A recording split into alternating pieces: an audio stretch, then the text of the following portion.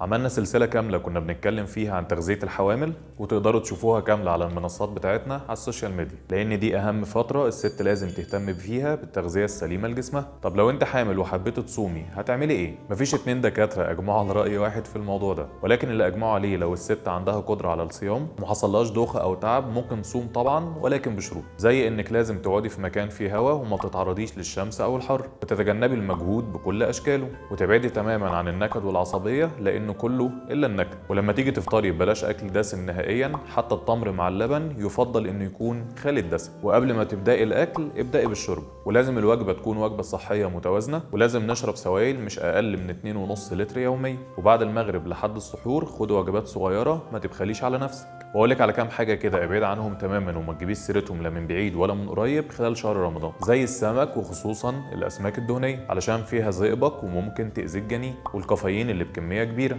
والمشروبات الغازيه، والحلويات الكتير. يعني مش لازم تنسفي صينيه الكنافه في يوم واحد، وبلاش ناكل اكل دسم زي المقليات، وقللي المخلل عشان بيحبس سوائل داخل الجسم وجسمك هيورم. طب امتى توقفي الصيام؟ لو حصل لك اغماء او قيء او غثيان، ولو خسيتي كتير في وقت قليل، ولازم هنا ترجعي للدكتور وتوقفي الصيام فورا علشان صحتك وصحة الجنين. ولو عندكم اي استفسار ابعتوا لنا على رسائل الصفحة، وكل سنة وانتم طيبين.